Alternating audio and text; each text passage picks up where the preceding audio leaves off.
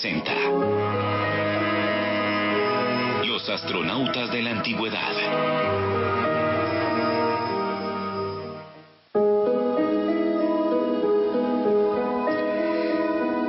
La antigua Nínive, hace más de 2600 años, en la actual Irak. Por sus calles se podían ver comerciantes de todo Oriente Medio, en un paisaje realmente multicolor. Los mercados olían a especias, a cordero asado, a aceite de oliva. Las casas eran de adobe, sus patios olían a jazmín y a rosas.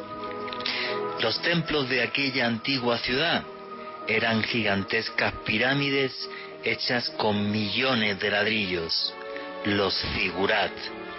Desde sus cúspides, los sacerdotes hablaban todos los días con los antiguos dioses. En aquel lugar, su rey, mitad hombre, mitad dios, para los habitantes de aquel sitio, se decidió a emprender una hazaña única en su tiempo: recopilar todo el saber antiguo para que el conocimiento del pasado jamás se perdiera. El nombre de aquel rey, Asurbanipal, y este mandó que todos los escribas y todos los sabios se reunieran para recoger en tablas de arcilla una historia que jamás había sido escrita. Y con puntas de caña sobre barro se escribieron millones de textos. Hoy, parte de esos textos están en el Museo Británico. Y estas tablas de arcilla nos hablan del tiempo en que hombres y dioses caminaban juntos sobre la faz de la tierra. Uno de esos textos tiene el nombre de Enuma Elish, o lo que es lo mismo, el libro de la creación. Y lo que narra, de ser cierto, haría que nos replanteásemos qué lugar tenemos los hombres en este mundo. En esas líneas escrito, se nos cuenta cómo llegaron hasta la Tierra una raza de seres de otros mundos, los Anunnaki, los hijos del dios Anu, los que bajaron desde el cielo a la Tierra. Según este texto, ellos nos crearon, pero nos hicieron para ser sus esclavos. El primer hombre se llamó Adamo. Fijaros cómo se parece Adamo a Adán. Y ese primer hombre, exactamente igual que después recoge la Biblia, estaba hecho de arcilla. El hombre que seríamos nosotros sería el Adapa, que ya se mezcló con la sangre de los dioses. Y ese Adapa, y fijaros en lo concreto que es el texto, vivió en la antigua ciudad de Eridú, también en la actual Irak. Sus ruinas pueden visitarse también, como las de Nínive, a día de hoy.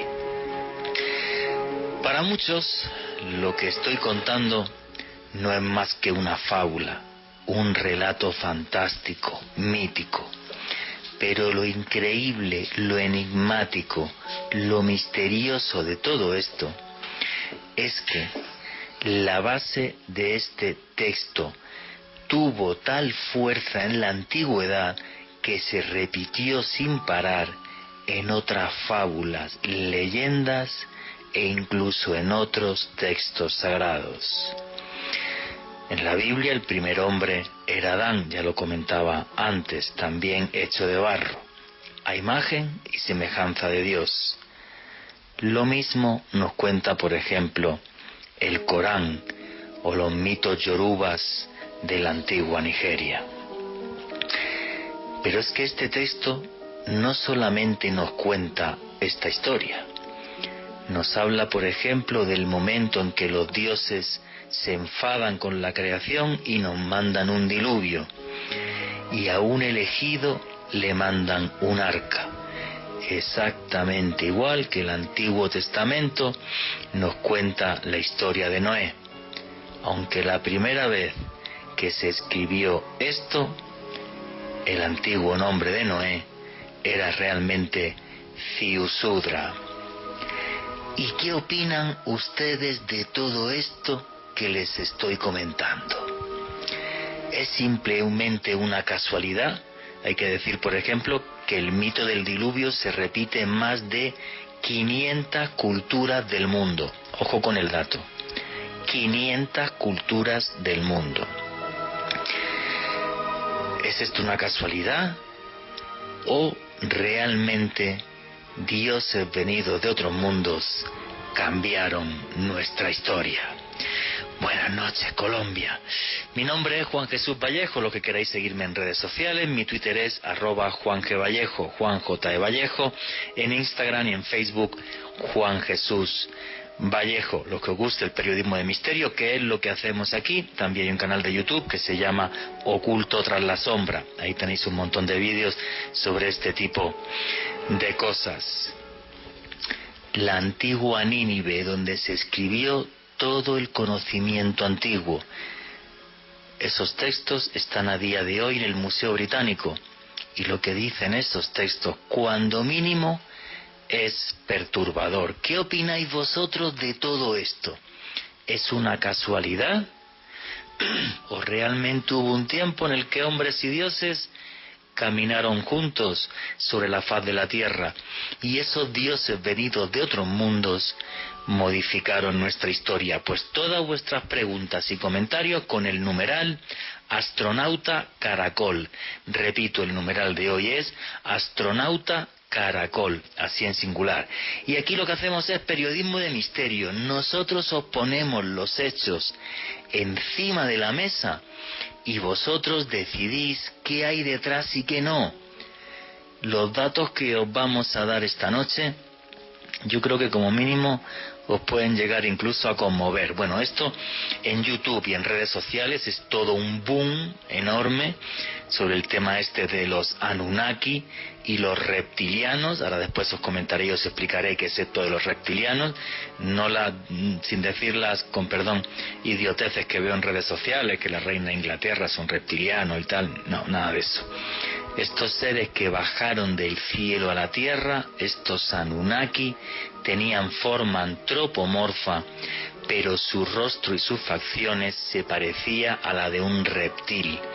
Y esto se puede ver en representaciones gráficas de la cultura Ubaid. Hace 7000 años aparecieron en el yacimiento arqueológico de Jarmo.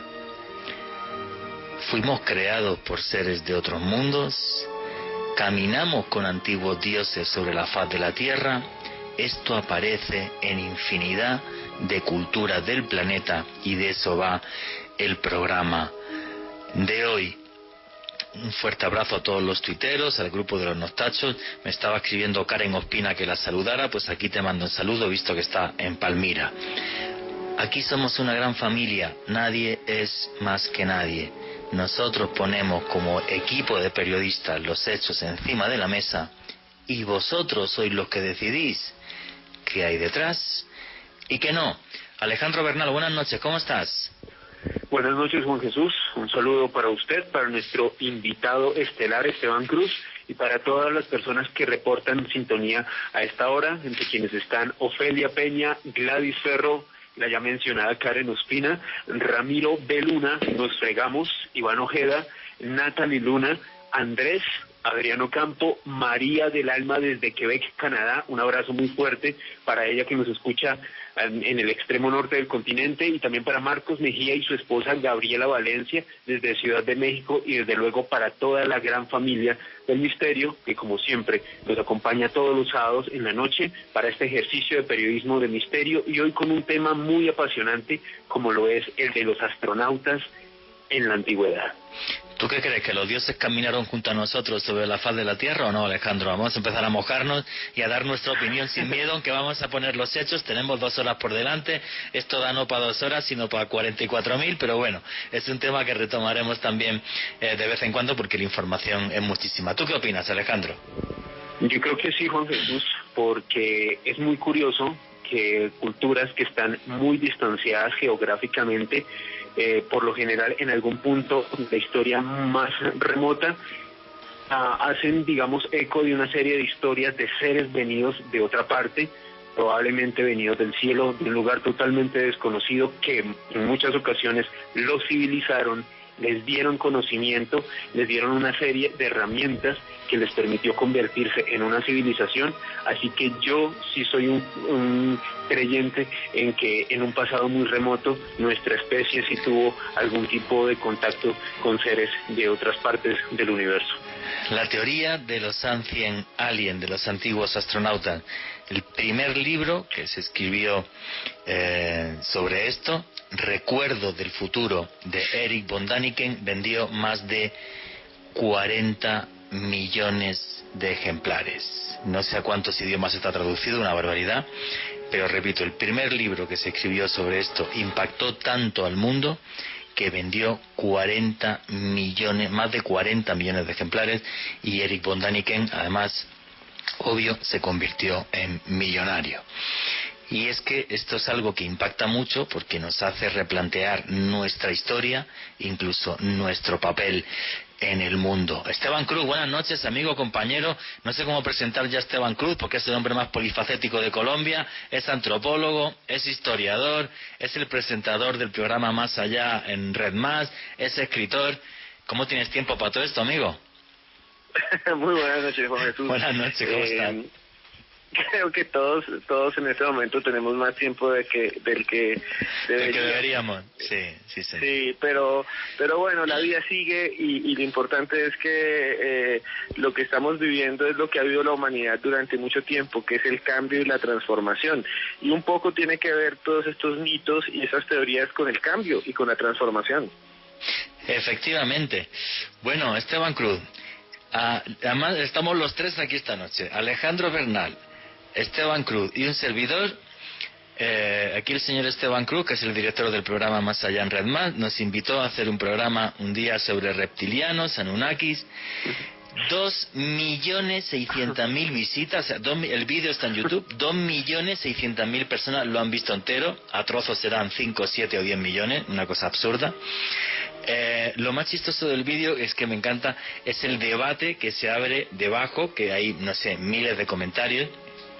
Y entonces incluso pues ahí se debate sobre si un servidor que está aquí hablando es un reptiliano, porque tengo los ojos muy grandes y de color claro. Hay alguien que no sé quién fue que me dice: qué señor tan guapo, es como si tomara algún tipo de sustancia rara. Entonces, bueno, pues esto es una cosa muy loca, pero que tiene una difusión y tiene un impacto de una manera tremenda. O sea, cuando se habla de este tipo de temas, el impacto es tremendo. Esteban Cruz, ¿por qué crees que es un impacto tan, no sé, es que no sé si decir tremendo, no sé ni cómo definirlo, o sea, es una cosa casi absurda?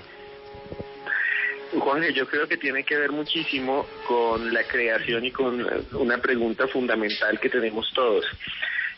Generalmente, nosotros siempre nos preguntamos si hay vida después de la muerte, y las religiones tratan de estar ahí y de responder. Y también nos preguntamos de dónde venimos. ¿Somos producto de un Dios? ¿Somos la creación divina? Y las religiones también intentan responder de diferentes formas. Y creo que en la teoría de los reptilianos y de los antiguos astronautas ancestrales tiene que ver con lo mismo, porque apunta al final a la idea de que somos el producto de una creación externa, de la llegada ya no de un Dios, o la mezcla entre un Dios y un ser que no sabemos de dónde viene, pero que es aún más oscuro y más perverso que los que aparecen en las escrituras de todas las religiones. Bueno, sí, vamos a ver, es que esto me parece a mí tremendamente curioso, porque estos Anunnaki que bajaron del cielo a la tierra, que se mezclaron con nuestras mujeres, vamos a ver, esto también se recoge exactamente igual en la Biblia, pero de otra forma y con otras palabras, que es cuando los ángeles bajaron del cielo y se mezclaron con las mujeres más bellas. Voy a leer exactamente lo que dice la Biblia, que esto es algo muy controvertido, que los teólogos lo interpretan de diferentes formas, pero yo voy a leer el texto y vosotros interpretáis esto. Todo esto parece también, os digo, todo esto viene del Enuma Elish, de este texto asirio, y vuestros comentarios a través del numeral Astronauta Caracol. En ese numeral nos decís qué opináis de esto y qué os parece. Bueno, pues lo que dice la Biblia exactamente es lo siguiente. Aconteció que cuando comenzaron los hombres a multiplicarse sobre la faz de la tierra y les nacieron hijas, que viendo los hijos de Dios que las hijas de los hombres eran hermosas, ojo con esto, tomaron para sí mujeres escogiendo entre todas. Y dijo Jehová, no contenderá mi espíritu con el hombre para siempre, porque ciertamente él es carne, mas serán sus días 120 años. Había gigantes en la tierra en aquellos días y también después que se llegaron los hijos de Dios a las hijas de los hombres y les engendraron hijos, como fueron los valientes que desde la antigüedad fueron varones de renombre.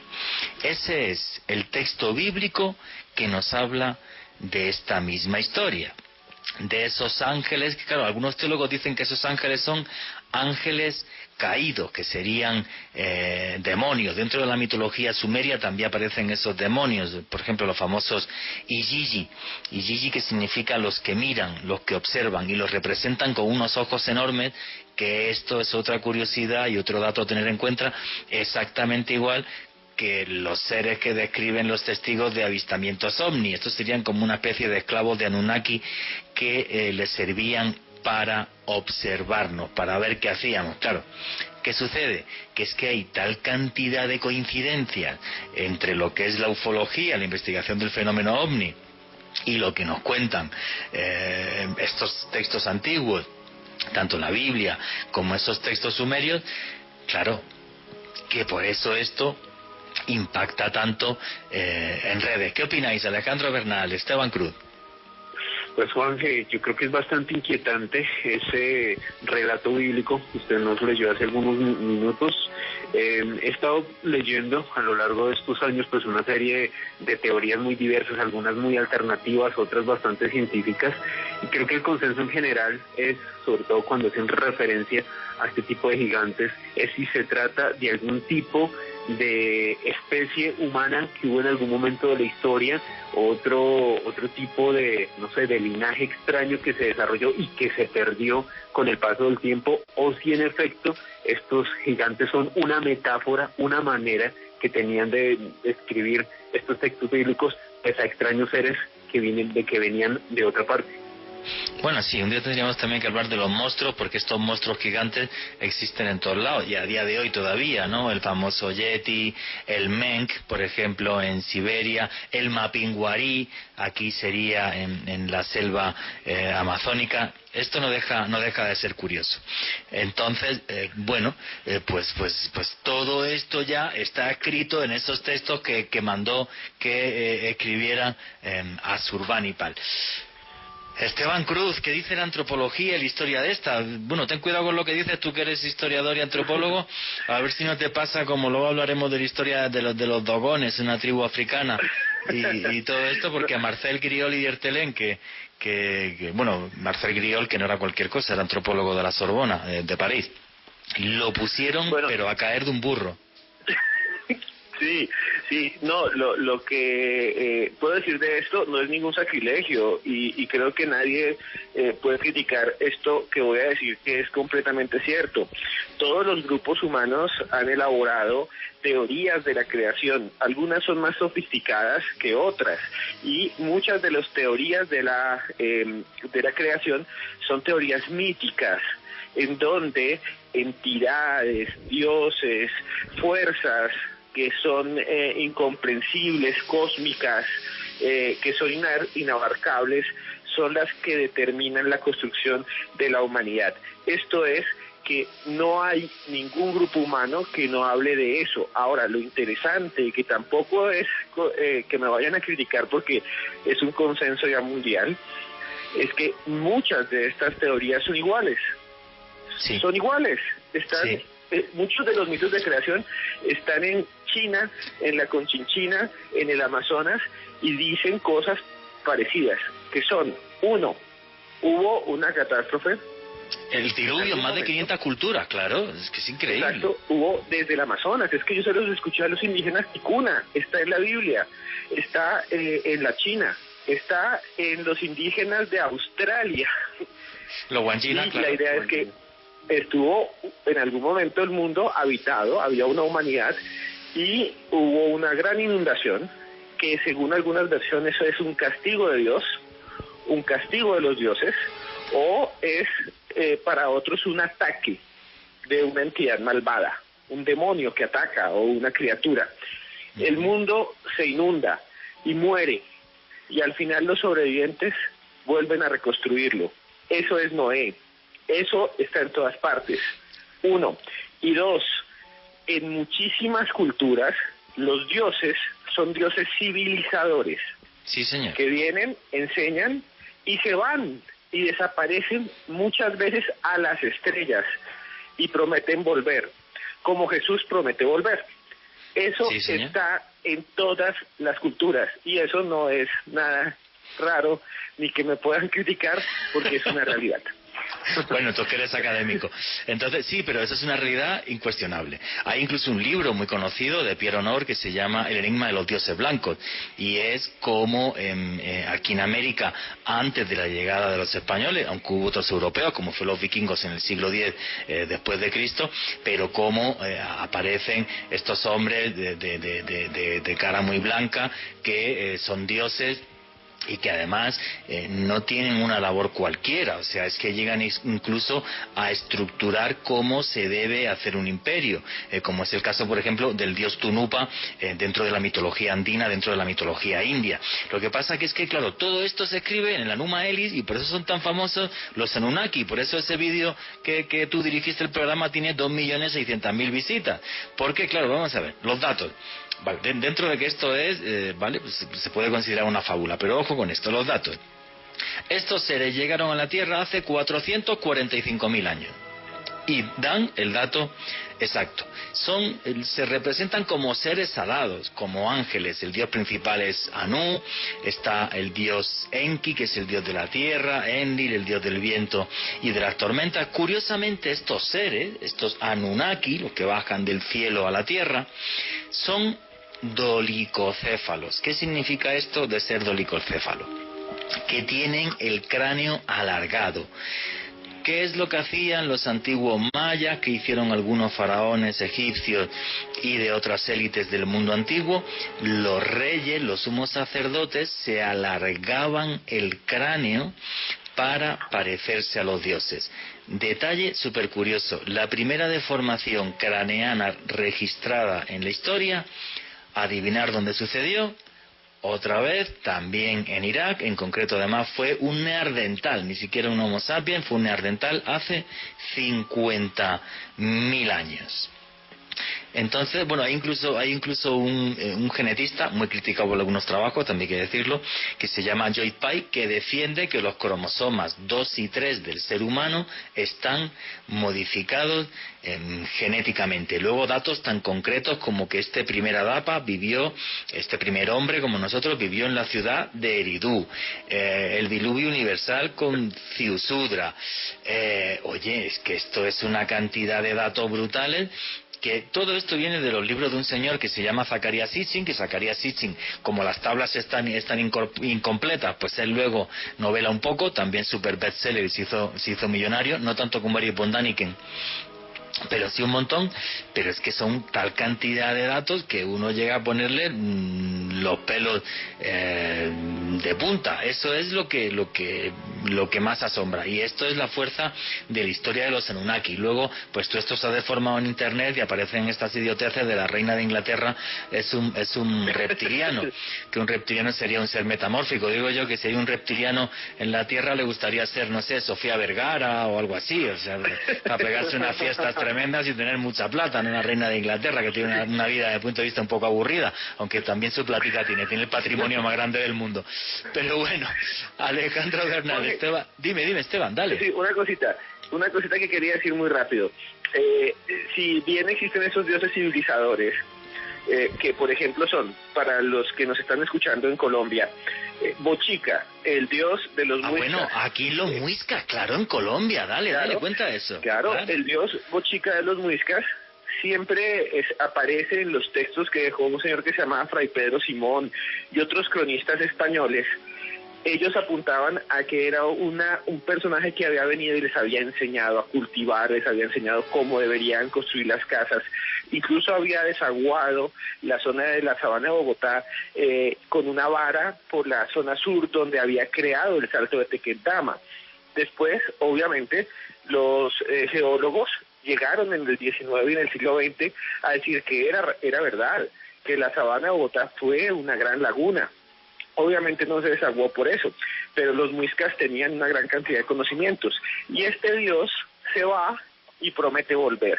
Lo mismo pasa con los mayas, que es Cuculcán. Sí. Y lo mismo pasa con Quetzalcóatl, que es el dios de los aztecas, que también dice que va a volver. Pero estos dioses no son solo civilizadores, sino son ambivalentes. No es el Dios cristiano, que es bueno, que es buena gente, el del Nuevo Testamento. No, estos pueden enfurecerse y matar, y pueden tener incluso rastros reptilianos, digámoslo así, como Quetzalcóatl, que es una serpiente emplumada. Sí, señor, se transformaba en serpiente emplumada, correcto. No, es que, vamos a ver, todo esto es como tan desestabilizador a nivel mental que por eso mucha gente, yo también, si fuera cierto, es la mayor conspiración de la historia, obviamente, y además pues impacta por eso, porque quieras que no, nos afectaría absolutamente a todos los seres humanos. Pero como somos una gran familia, antes de preguntarle su opinión a Alejandro Bernal, ¿qué es lo que está preguntando la gente? ¿Qué es lo que están comentando todos a través del numeral Astronauta Caracol? Juanje, agradecerle a todos los oyentes que han convertido el numeral Astronauta Caracol en la quinta tendencia más importante de Twitter esta noche. Karen Ospina nos pregunta lo siguiente: ¿y qué tal si estos visitantes como nosotros son los humanos, pero en el futuro inmutados, yendo al pasado para que no se cometan los errores que podrían destruir al ser humano por el mal uso de la tecnología? Bueno, esa es una teoría que tiene mucha gente sobre el fenómeno ovni, y hoy tenemos que hablar también del fenómeno ovni aparte de la antigüedad, y es que los famosísimos ovnis, objetos volantes no identificados, en vez de ser de otro mundo, serían crononautas, como si hubiéramos sido tan brutos que nos hubiéramos cargado el planeta y entonces vienen atrás a ver si son capaces de arreglarlo. Es una teoría. Obvio, no he demostrado nada, no sabemos qué son los ovnis. Para mí sí son mensajes, sí son naves de otro mundo y son tripuladas por seres de otro mundo. Para mí no serían crononautas desde mi punto de vista. Pero obvio, aquí son todo hipótesis, certeza total y absoluta. Esa la tendrá Dios, si es que existe. ¿Qué más preguntas hay? Fabio Andrés Cabrera: ¿los Moai en la isla de Pascua podrían ser astronautas de la antigüedad? Bueno, vamos a ver, el tema de los Moai de la isla de Pascua, que la conozco muy bien, porque estuve allí y casi me mato, en la isla de Pascua, por cierto, en la cueva de Tepaju, que esto lo han sacado en la tele también en España de vez en cuando, cada vez que se aburren, en 4 Televisión. Hay un señor que yo tuve la suerte de estar todo un día con él, que se llama Edmundo Edwards. Edmundo Edwards es el primer antropólogo que hizo una correlación entre los Au Moai que son los altares donde aparecen Moai. Hay algo más de 1000 Moai en la isla. Bueno, pues él hizo una correlación entre esos Aum Moai y constelaciones, o sea, cómo cada uno está dirigido a alguna constelación, uniendo a lo que fue la antigua cultura pascuense con las estrellas. El enigma de Pascua y el mayor misterio de Pascua, por cierto, un día tenemos que hacer un programa sobre la isla de Pascua, para mí con diferencia es cómo construyeron los Moai, cómo fueron capaces de mover rocas de miles y miles de kilos, porque una de las cosas más extrañas de los Moai, vamos a ver, para hacerlo muy sencillo, tú hubieras sacado un cilindro de piedra de la cantera, mueves el cilindro de piedra y luego tallas el Moai y lo levantas. Bueno, pues los Moai, si vas a la cantera de donde salían, de Rano Raraku, se llama la cantera, pues los Moai se tallaban ya en la roca. El problema es que como es piedra pómez, al tú mover la piedra pómez, la rayas. Lo increíble es cómo no está rayado. Yo me acuerdo, ya no me acuerdo el nombre del guía que teníamos, estuvimos allí varios días haciendo reportajes. El guía que teníamos, cuando yo empecé a comentarle, oye, pero es que aquí la gente del lugar, porque tener en cuenta que en la isla de Pascua al final quedaron 100 habitantes solamente, murieron casi todos y de ahí pues los actuales, que también muy poquita gente. Bueno, pues este señor fue a ver a una anciana del lugar, fuimos allí con las cámaras de televisión. Y cuando este señor le contó al guía cómo dicen en la cultura pascuense que se hicieron los Moai, yo recuerdo que el tipo se quedó blanco y nos hizo mucha gracia. Yo le decía, pues te lo estaba diciendo. Y nunca se le había ocurrido preguntarle a un anciano o una anciana sobre esto. Lo que dicen es que los antiguos sacerdotes que llegaron desde una tierra que se llamaba Jiva tenían el poder de mover la piedra sin esfuerzo, hacerla levitar. Y por eso dicen que los Moai iban como caminando solos hasta el punto en donde se ponían, que por eso algunos arqueólogos y antropólogos han intentado hacer ese movimiento del caminar, pero sí, lo haces 10 metros muy bonito en llano, pero ponte a hacerlo en una cuesta, es muy complicado. Entonces es una cosa que no se entiende, y más extraño todavía que cuando esos Moai se ponían, entre comillas, en funcionamiento, se tenía que hacer algún tipo de ritual que no lo conocemos, pero lo que se le tallaba en la espalda es un ang, una llave de la vida, igual que la egipcia. Es una cosa muy loca, pero muy loca. Y además se le abrían los ojos para que miraran a las estrellas, y se le ponían unos ojos, solamente hay un par de Moais o 3 así reconstruidos en la isla, que son de coral blanco con guijarro. Y entonces pues claro, el aspecto que tenían los Moai antes tenía que ser muy impresionante, porque todos tenían sus ojos perfectos. Y para meterle más misterio a la isla de Pascua, pues si esto fuera poco, resulta que la escritura pascuense, que está en algunas tablillas, nosotros fuimos al Museo de Antropología Santiago de Chile para poder filmarlas, obtuvimos un permiso del gobierno. Bueno, pues esas tablillas tienen una escritura muy rara, que algunos le llaman escritura fálica porque aparecen penes ahí de vez en cuando. Bueno, pues la única escritura del mundo que tiene similitudes con esta, que tampoco está traducida, es una en Mohenjo-Daro y en Jarapa, en una cultura de hace 5000 años en el Valle del Indo, en Pakistán. Más misterio imposible. O sea, la isla de Pascua tiene tanto misterio que yo ya le meto a esos extraterrestres y me hubiera tirado por el acantilado. O sea, es una cosa muy loca. Pero sí, esa relación con las estrellas, cómo movían las piedras, porque esa escritura, hay muchos símbolos que son, y eso lo dijo Paul Pelliot, un lingüista súper importante en el siglo XIX, o sea, cómo coincide la escritura en muchos párrafos con textos del Valle del Indo en Pakistán. O sea, es la cosa más loca del mundo, aparte de que hay que pensar que la isla de Pascua es el punto más aislado del planeta. Está a 2.300 kilómetros de las Islas Marquesas, y a más de 3.000 kilómetros de la costa americana.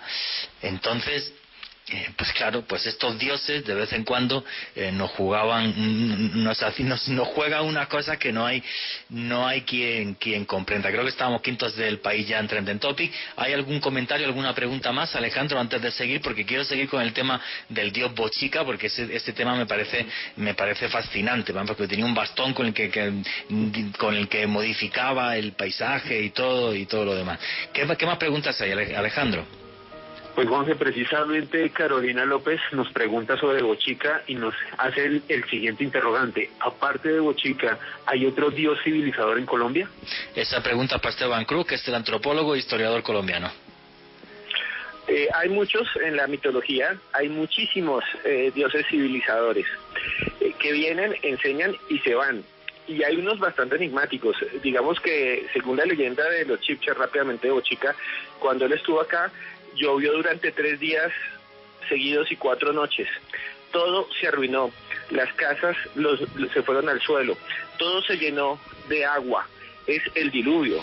Es impresionante porque pues es muy parecido a muchas de las otras mitologías del mundo, incluyendo la hebrea cristiana musulmana, que se parece bastante. Muy bien, ¿alguna pregunta más? Y ya cerramos hasta que lleguemos al final de la hora, y para el final de la hora, dentro de 7 u 8 minutos, cogemos más preguntas de los oyentes. ¿Alguna pregunta más, Alejandro? Sí, Juanje, Cecilia Parra nos hace el siguiente interrogante. Hay un astronauta que von Däniken afirmó haber visto en México. ¿Quién era y de qué cultura se trataba? Eso es en la tumba de Palenque. Eso es cultura maya, es la tumba de Palenque, y también ahí hay 2 teorías. En esta pirámide maya en Palenque, que eso está en Chiapas, pues aparece lo que sería el rey Pacal en una losa, en su losa mortuoria. Es algo único, no hay ninguna tumba maya que se haya encontrado así, de esa manera. Y bueno, pues está él, que parece que realmente está manipulando algo sobre lo que va volando. Los antropólogos dicen que no, que bueno, todo esto tendría sentido dentro de la mitología maya. ¿Quieres contar algo, Esteban? Sí, vean, este señor von Däniken yo lo critico bastante porque muchas de sus interpretaciones son demasiado dementes. Y es una marca comercial, hasta tiene un parque de diversiones que se llama Mickey Park, y lo abren en verano, y allá hay un montón de representaciones del Museo del Oro de Bogotá, como si fueran aviones, cuando sabemos que son pescados, y bueno, en fin. El caso de Palenque es muy interesante porque dentro del misterio es muy, muy conocido, pero cuando uno ve la mitología y los símbolos, hay algo que se llama el árbol de la vida, que es una representación maya, y pues han puesto ahí al señor de Palenque. El señor de Palenque está sobre el árbol de la vida. Däniken lo que ve es una nave espacial. Esa es la controversia. Yo me quedo con el lado antropológico. Yo me quedo además con el lado mágico, ¿no? O sea, por ejemplo, mira, otra de las curiosidades de esa tumba, de las tumbas mayas, la piedra que era fundamental para pasar al más allá dentro de la cultura maya, que era el jade, es igual que en la que se metían las momias chinas y los reyes chinos o las grandes personalidades para poder abrir las puertas al más allá. Otra cosa que me parece muy muy curioso, ¿no? Que sea la jadeíta esa piedra, y es que el mundo antiguo está total y absolutamente repleto de magia. Bueno, pues en unos minutitos otra vez volvemos a vuestras preguntas y vuestras inquietudes y vuestras opiniones, que veo que estáis opinando hoy poco a través del Twitter. Pero bueno, Alejandro Bernal, que no te di tiempo a opinar. ¿Qué es lo que opinas de estos Anunnaki, de Bochica? Luego vamos a hablar de muchas más culturas en la siguiente hora. En esta ya va a dar tiempo a poco más. Pero ¿qué opinas tú de por ejemplo, eso del dios Bochica? Pues Juan Jesús, el dios Bochica, una figura muy importante dentro de la mitología de las culturas aborígenes de aquí del centro de Colombia, del altiplano cundiboyacense. Pero para responderle esta pregunta, Juan, a mí me gustaría hacer eco de algo que usted casi siempre comenta, y es que la raíz de nosotros los seres humanos como especie es ser el homo spiritualis, es decir, cada cultura, por más remota que sea en cualquier parte del mundo, siempre ha tenido una idea de un creador, una imagen de un dios, una imagen o una idea de espiritualidad. Así que a mí sobre esta antigüedad, sobre este tipo de relatos y mitos que nos hablan de dioses civilizadores que aparecen y de un momento a otro pues se van, y muchos de ellos afirman esperar su regreso, pues me surge pues como una especie de duda, y es una de dos: o en el pasado hubo una cultura madre que le legó este tipo de mitos y relatos orales a las diversas civilizaciones alrededor del mundo, o en efecto sucedió un evento mundial que muchas culturas interpretaron de manera diferente. Sí, pero fíjate también sobre esa historia que estás contando. Lo importante que es esto, y también me gustaría la opinión de Esteban Cruz.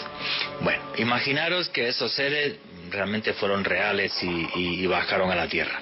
¿Estuvieron en todo el mundo? Bueno, pues tampoco vendrían 10.000 millones, o sea, pues no creo. Imaginaros que realmente solamente modificaron una civilización en el planeta, utilizaron una civilización. Y fijaros a lo que voy, que esto sí es importante.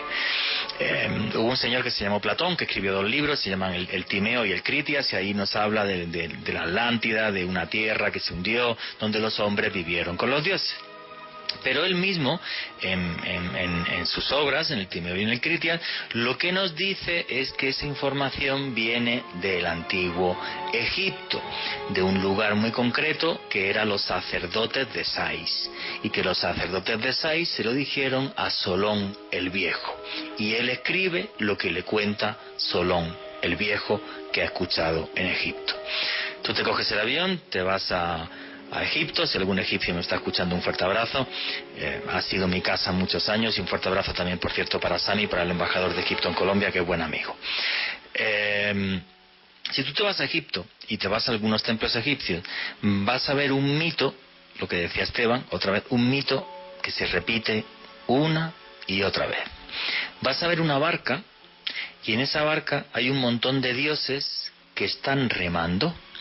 Bueno, porque lo que nos hablan los textos egipcios es que hubo un lugar que se llamaba el Amentá, y en el Amentá, que era una isla, vivían los hombres con los dioses, y en esa isla hubo un cataclismo, y después de ese cataclismo hombres y dioses llegaron hasta la tierra del Nilo.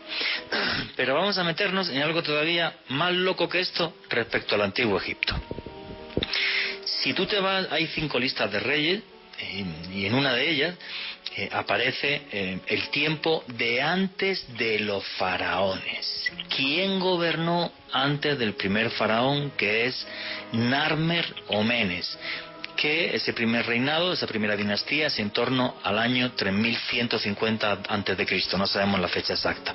Antes hubo una cultura ahí que fue la cultura tinita, y si habéis visto la película del Rey Escorpión, bueno, pues el tipo este de la película no es La Roca, sino que el Rey Escorpión existió de verdad, y está la tumba en la antigua Tinis, pero la representación solamente aparece con la corona del Bajo Egipto. Por eso no se le considera el primer faraón, porque no tiene la doble corona del Alto y el Bajo Egipto. Bueno, a lo que voy, en estas listas se detalla cómo durante 5.813 años, o sea, fijaros si va detallado, reinaron junto a los hombres y por encima de los hombres los Sensu-Or, que eran los hijos del dios Horus, del dios halcón, el único dios que fue capaz de vencer a Set, de vencer al demonio en sí. Por eso mucha gente ahora coge y se compra el ojo de Horus y me dicen, esto es para dar suerte. Digo, madre mía, a ver si un día vamos a hacer un programa sobre símbolos mágicos y amuletos y que simbolizan. El ojo de Horus era un símbolo de protección contra el mal, porque el dios Horus fue el único capaz de vencer a Set, y además le venció en un sitio muy concreto de Egipto, que es en Edfu. Otra de las cosas que me intriga mucho cuando yo estaba y trabajaba en Egipto es eso. No, pelearon 2 dioses, no es que pelearan 2 dioses, no. Los 2 dioses pelearon en un sitio concreto, y en ese sitio concreto uno de ellos derrotó al otro.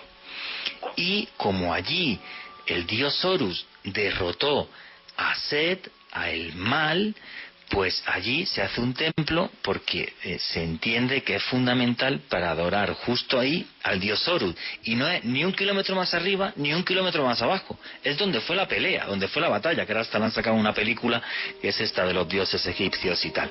Y ya, porque me imagino que estarán preguntando en Twitter, aunque no lo estoy viendo, pero bueno, voy a explicar lo del ojo de Horus en un segundo, que tiene que ver también con esto, con los antiguos dioses. Bueno, muy sencillo. Horus quiere vengar la muerte de su padre, que es Osiris, que le mató Set, que es su hermano, y entonces hay un momento cuando él va a vengar la muerte de su padre en el que el dios Set le arranca el ojo con una lanza. Y Horus, muerto de dolor, coge el ojo con arena del Nilo y se lo pega en la cara. Entonces por eso el ojo de Horus, si veis el amuleto, tiene una lágrima. Está llorando porque también significaba en el antiguo Egipto que todo lo que quieras en la vida te requiere un trabajo y un esfuerzo. Por eso tiene la lagrimita, porque él se pegó el ojo con arena.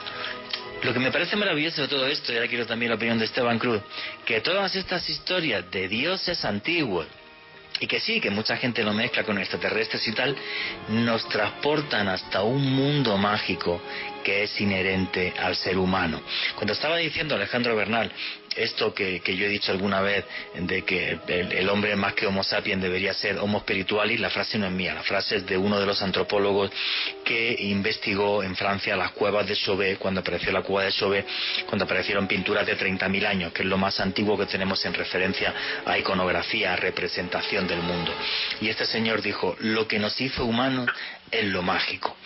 Esto de los Anunnaki, yo lo que creo que además de hacernos humanos, nos hace una versión 2.0, porque mezcla la magia con los extraterrestres, y esto ya es una mezcla imbatible.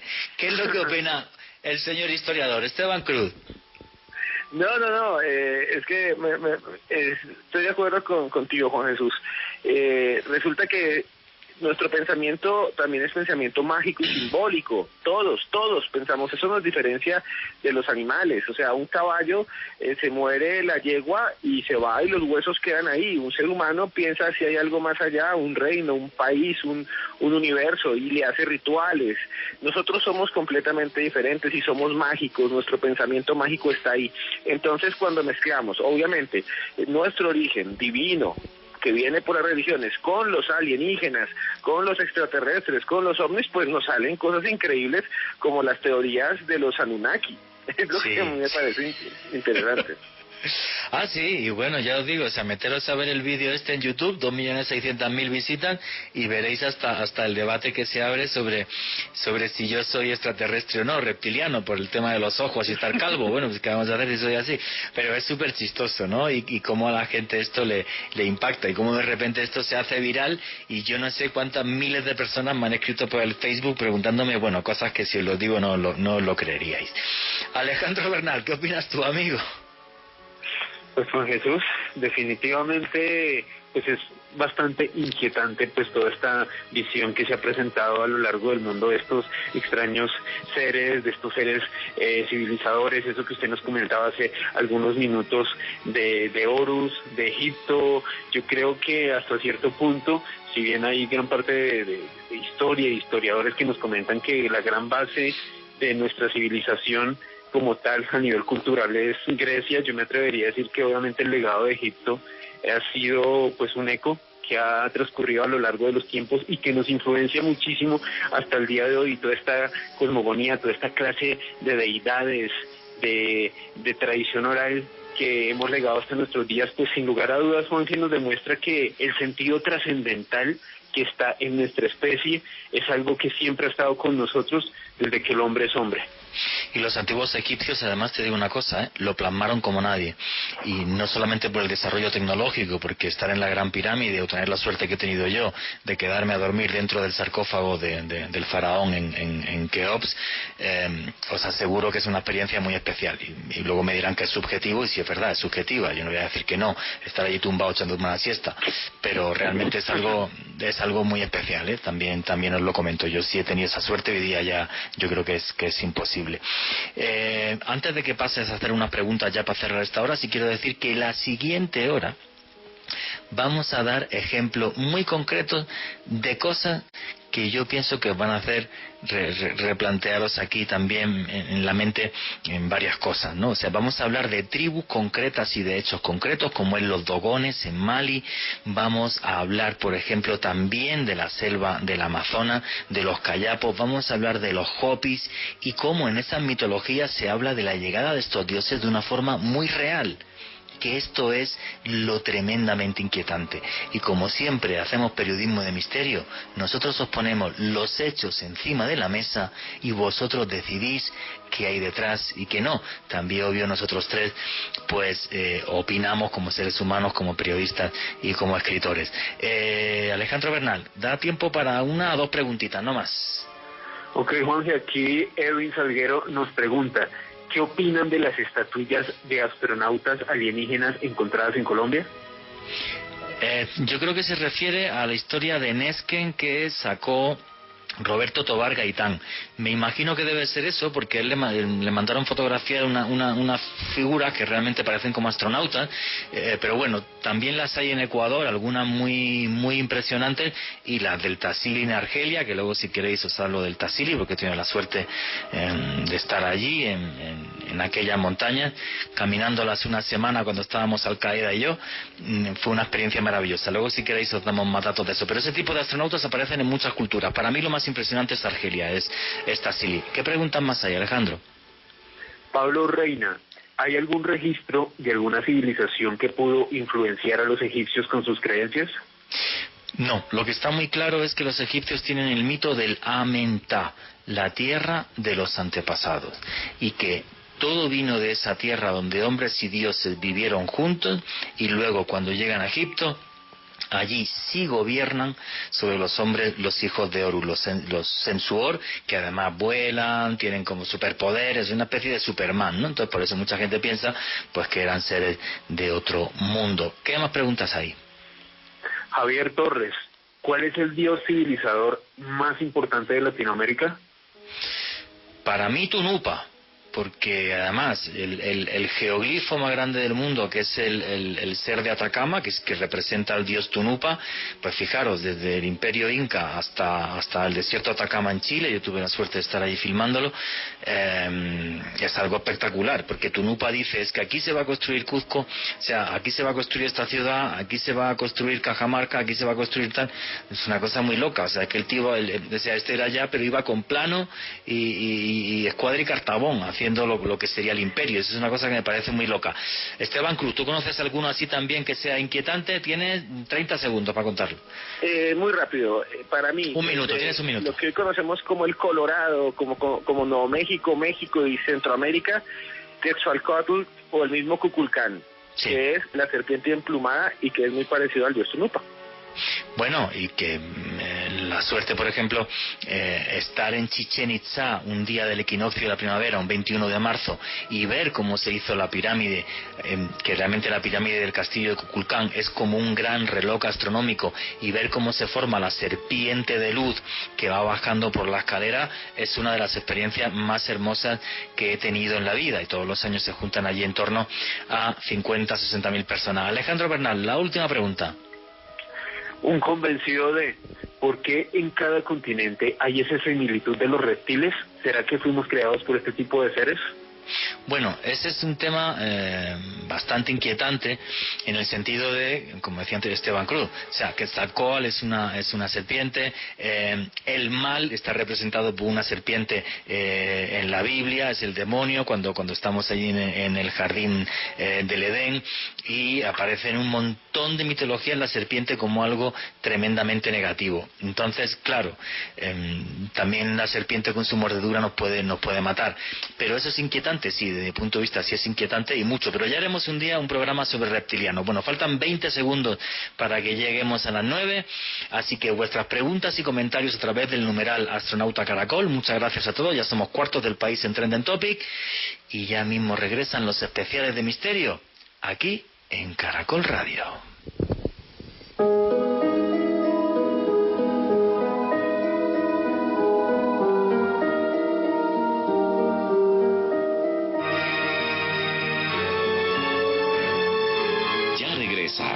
Los astronautas de la antigüedad.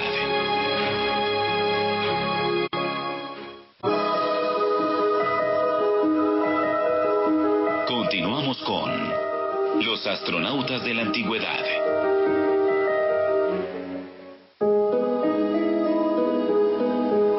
Pues aquí seguimos con los especiales de misterio en Caracol Radio, especiales de periodismo de misterio. Ponemos los datos encima de la mesa y vosotros decidís qué hay detrás y qué no. Hoy nos visitaron hace miles de años seres de otros mundos. Muchas gracias a todos, somos cuartos del país en Trending Topic. Y mira, Marco Mejía estaba preguntando desde México algo que me parece curioso. pongámoslo así, matemáticamente hablando, la probabilidad de estar solos es mínima.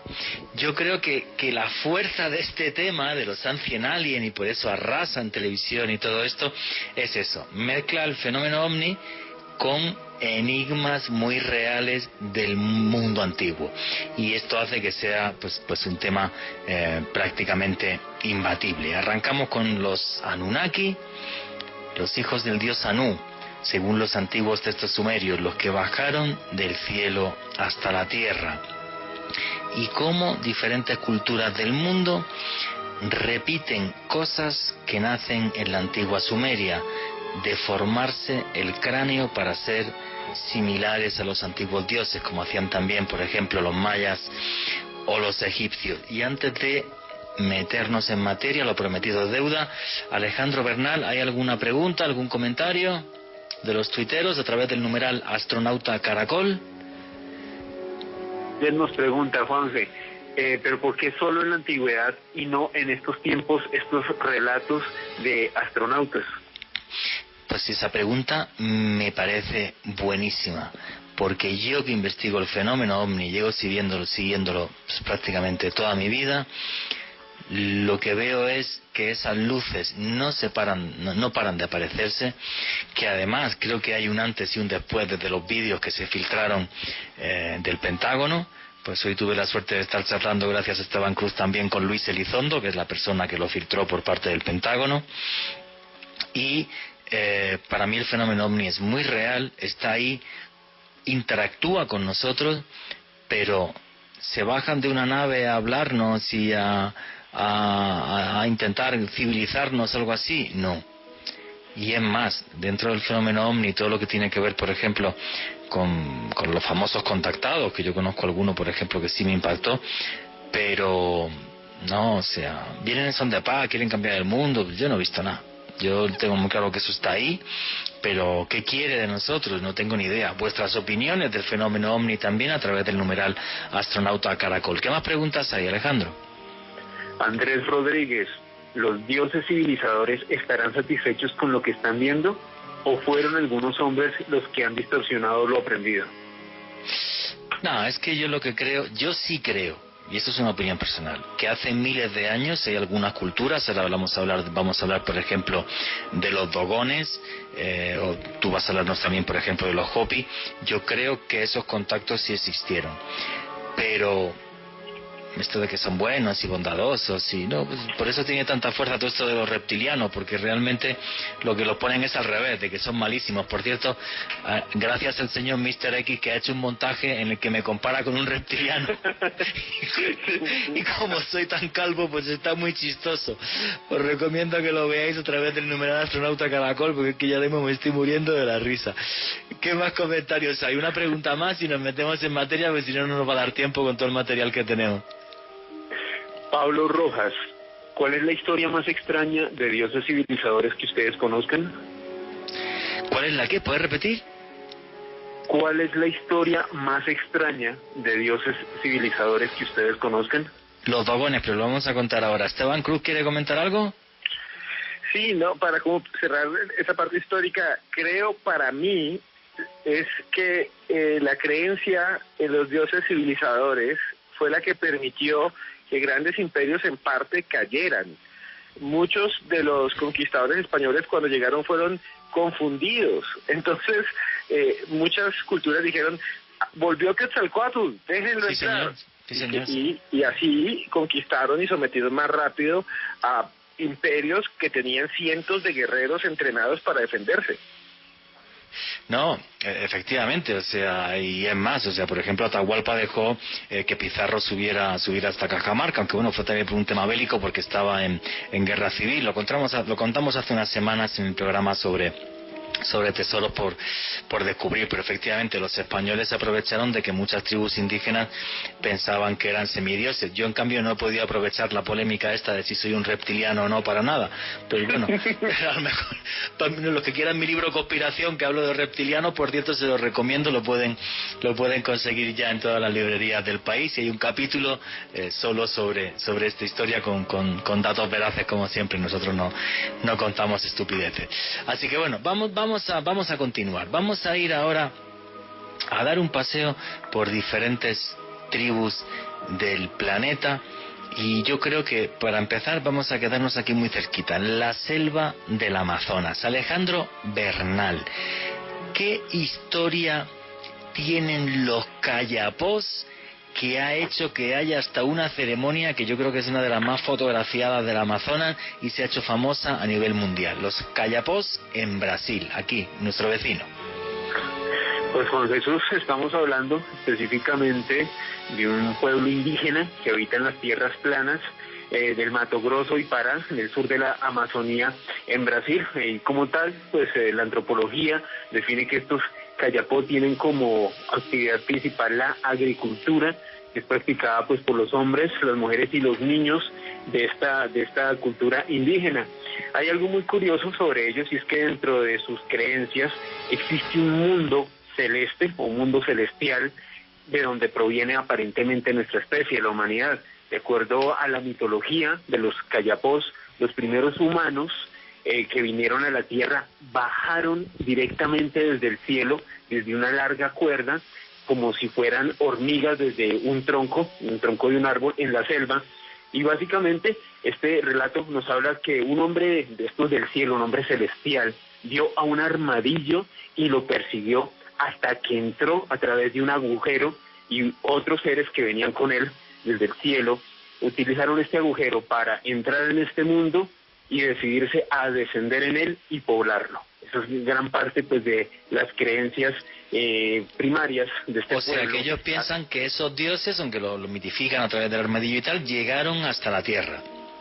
Exactamente, y llegaron desde el cielo, curiosamente. También luego, haciendo como... Sí. Dime. Sigue. No, te decía que de manera muy similar, Juan Jesús, a como otras civilizaciones hablan del inicio, pues como tal, de sus pueblos, seres venidos del cielo que poblaron y crearon la civilización a la cual pertenecen. Sí, y luego una historia muy curiosa de uno de esos seres que convivió en la tribu. Exactamente, Juan Jesús, es misterioso Beb Kororoti. Eso es, que ellos le ponen nombre y apellidos, que hubo uno de estos seres, Beb Kororoti, así se llama en el idioma de los Kayapós, que convivió con ellos. ¿Y qué hizo este Beb Kororoti? ¿En qué consiste la famosísima ceremonia? A ver si luego puedes subir con tu Twitter, @alebernalpress, acabado en @s, puedes subir alguna foto de la famosa ceremonia, que es, bueno, yo lo leí en libros hace décadas. ¿Qué es lo que hacía este Beb Kororoti? ¿Cómo se comportaba? ¿O por qué era tan extraño este semidios que vivió con los Kayapós? Pues para hablar de Beb Kororoti, Juanje, hay que hacer referencia al trabajo de Erich von Däniken, el investigador tan famoso en el siglo pasado, y él a su vez hacía eco de la historia de un antropólogo brasilero, el señor João Américo Pérez, que en la década de los 70 le comentó que básicamente en los años 50 este señor, João Américo Pérez, pudo contar con algunos miembros de la tribu de los Kayapó, quienes le hablaron de este extraño ser Beb Kororoti. Según este relato, pues este ser Kororoti llegó con un traje de mimbre muy parecido a lo que hoy en día todos semejaríamos a la indumentaria de un astronauta contemporáneo. Como tal, el relato habla que este extraño hombre surgió de la cordillera de Pucatotí, y que una vez cuando hizo contacto con la tribu de los Kayapó, pues ellos quedaron totalmente absortos, muy asustados al ver un ser tan distinto, con una indumentaria tan diferente a lo que ellos usaban y a lo que ellos habían visto. Aparte de eso, lo describían como un hombre o una figura muy hermoso, muy blanco, con una piel muy resplandeciente, y que básicamente su bondad hizo que terminara viviendo no solamente con los Kayapó durante más de 5 años, sino que a su vez esta extraña entidad, este extraño ser Beb Kororoti, les enseñó una lengua, les enseñó una estructura de sociedad, les enseñó a cultivar, y que además se casó y tuvo varios hijos y convivió desde luego con ellos durante una buena cantidad de tiempo. Dentro de este relato que le llegó a von Däniken, este ser Beb Kororoti, un día normal, estalló en un ataque de locura y gritaba y no permitía que ningún miembro de la tribu se le acercase, que estuviesen muy próximo a él. Entonces, de un momento para otro, decidió adentrarse en la selva. Varios de los miembros de la tribu lo persiguieron hasta que de repente Beb Kororoti desapareció en una tremenda explosión que sacudió a la tierra. Desapareció en el aire, en medio de nubes llameantes, humo y truenos, de acuerdo a este relato de la mitología de los Cuyapó en Brasil. Mira, además, Gata del Páramo acaba de poner una foto en el numeral Astronauta Caracol para que veáis cómo es la ceremonia de los Cayapós y realmente, perdón, este ser parece como una especie de astronauta de la antigüedad. Si no me muero y puedo seguir el programa va a ser mejor. Que me dio la tos. Bueno, a mí lo que esto me parece, y es que es muy curioso y me gustaría saber qué opina de esto Esteban Cruz. Si esto fue un ser de otro mundo, me gustaría vuestra opinión a través de Astronauta Caracol. Si esto fue un ser de otro mundo, pero claro, a mí un ser de otro mundo que tenga hijos con humanas me parece muy extraño. O si esto fue un visitante de hace muchos siglos, de vete a saber un europeo, vete a saber quién, y les engañó con ciertas artimañas. Y es que hay un detalle muy curioso. Cuando se descubrieron algunas tribus aisladas en Papúa Nueva Guinea, mucho después de la Segunda Guerra Mundial, una de estas tribus había hecho una réplica de un avión y lo adoraban al avión, a esa figura, como un semidios. Esto es cierto, y esto es antropología, yo creo que ahora lo puede corroborar Esteban Cruz. Y es que claro, aquellas personas en medio de la selva, cuando vieron los aviones de la Segunda Guerra Mundial, pues pensaron que eran mensajeros de los dioses. Y esto es un detalle muy muy curioso. Esteban Cruz, ¿qué es lo que opinas de la historia de los Cayapós, el famoso Bib Kororoti y la historia esta de Papúa Nueva Guinea, que es muy impactante, llegar allí en una tribu perdida en medio de la selva y que tuvieran hecho, pues con palos y paja lo que tenían, una réplica de un avión? Claro, voy a empezar de atrás hacia adelante, como en orden inverso.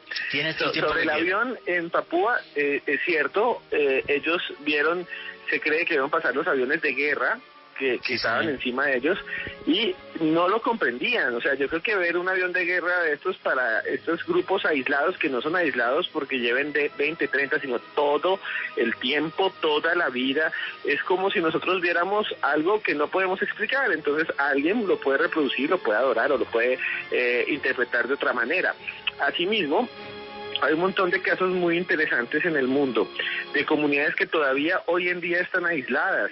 Hay una preocupación grave, muy grave, por el avance, por ejemplo, del coronavirus en el Amazonas, porque muchos de esos grupos no tienen defensas ni siquiera tal vez para enfermedades como la influenza común.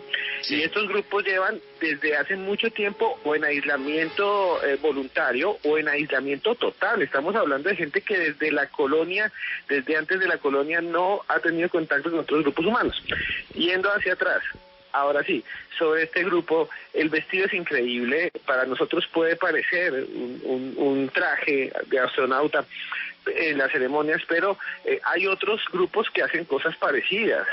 No es un determinante. Lo que sí me parece a mí muy interesante es la historia del visitante, de ese que llega, de ese que está ahí, que es muy real. Y los mitos también son las memorias de las comunidades. Por eso se dice que cuando muere un anciano, muere la biblioteca de la comunidad. Sí, señor. Y ahí es donde, en unos horizontes donde no hay, es que ellos no tienen tradición escrita, no hay un registro documental, pues es la memoria y es el mito el que nos permite recrear el pasado. ¿Qué fue lo que sucedió? Pudo haber sido un europeo que llegó, un vikingo que llegó, sí. Pudo haber sido de otro grupo humano que llegó, o algo que no sabemos. Ese es el misterio.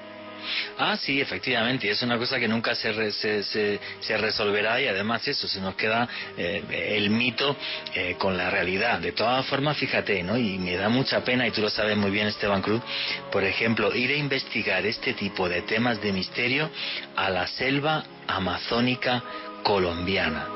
porque aquí tenemos mil maravillas, desde las pinturas rupestres de Chiribiquete, que no se han investigado todavía bien, y tenemos la mayor colección de pinturas rupestres del mundo, que nos hablan de un mundo, valga la redundancia, que desapareció y que lo tuvimos aquí en Colombia, hasta, y tú lo sabes bien, una historia que estoy obseso y algún día quiero ir a investigarla allí a Leticia, si Dios quiere, que es la del mochacabezas, extrañas luces que aparecen y luego aparece gente muerta, como no sé, o sea, pues como ese mito de los demonios que se hace realidad, pero también se mezcla ya con lo ufológico, y tú sabes que esto es una obsesión mía, pero que está sin investigar aquí en Colombia, ¿no? Qué pena que bueno, pero habrá que escaparse por allí un día a investigarlo. ¿Qué opina de la historia de los mochacabezas aquí en Colombia, Esteban?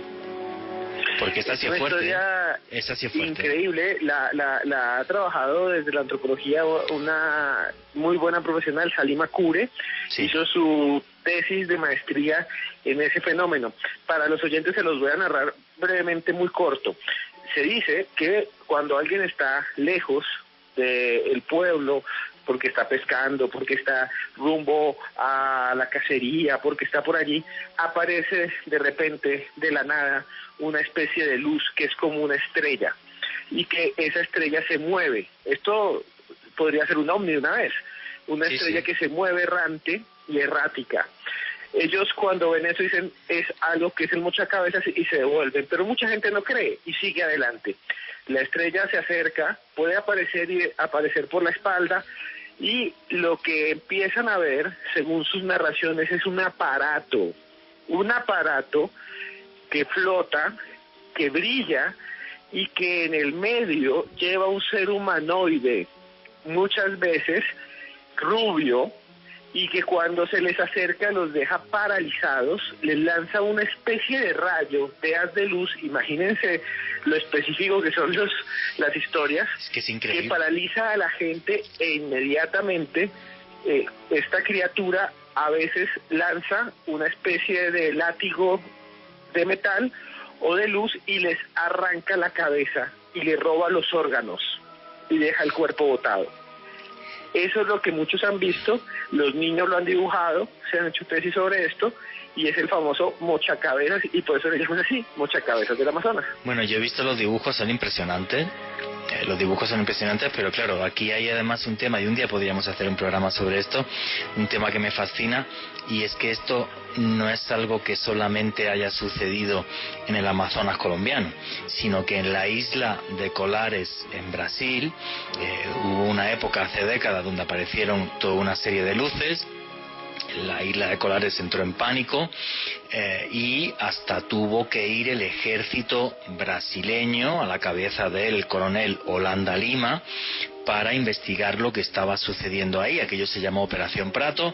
Tenéis una buena parte de los documentos del ejército brasileño se desclasificaron, pero Holanda Lima, que por cierto tuvo una muerte muy enigmática, por desgracia se quitó la vida, Holanda Lima, cuando le entrevistaron, dijo no solamente que él había visto esas luces, sino que allí habían pasado muchísimas más cosas. La médico Welinde Celade de la isla de Colares no solamente atendió a personas que habían padecido estos ataques, certificando que la cantidad de glóbulos rojos era menor, sino que hubo 3 fallecidos, que esto es muy fuerte. Y Welinde Celade, ella misma vio una de estas luces.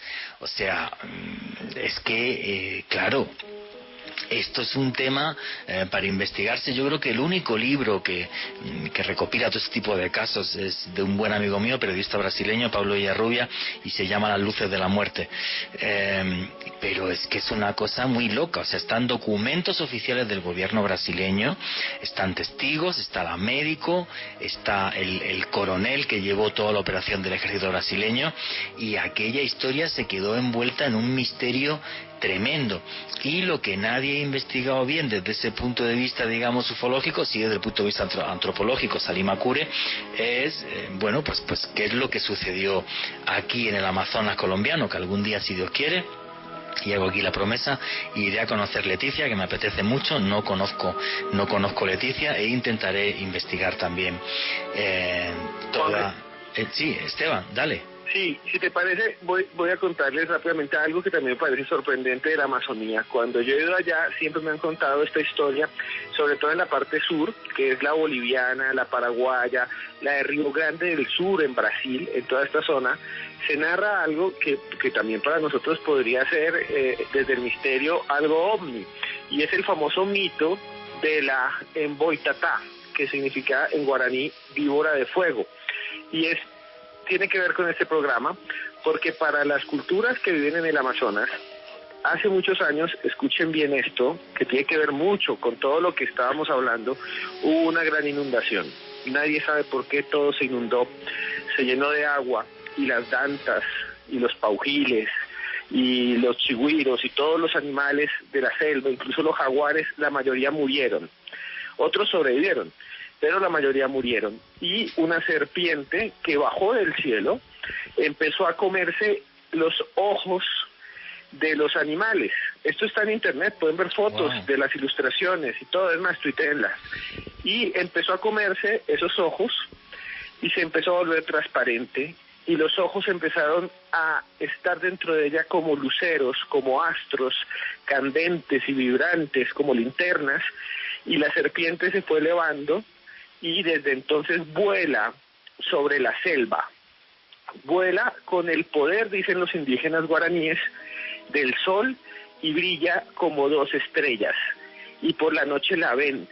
Y el problema es que si usted la ve, que la llaman la Boitatá, la que antes estaba era la Boigazú, cuando se comió todo se transforma en la Boitatá. El problema es cuando uno la ve, ella puede acercársele a uno y matarlo. Y yo recuerdo mucho a los indígenas de esta zona que juran que es verdad y cuentan historias de que a Pedro, a Juan, la Boitatá lo mató desde el cielo. Entonces es muy interesante que en la Amazonía hay muchas historias que tienen que ver con estas figuras luminosas que atacan y matan. Bueno, ya, otro programa para la lista.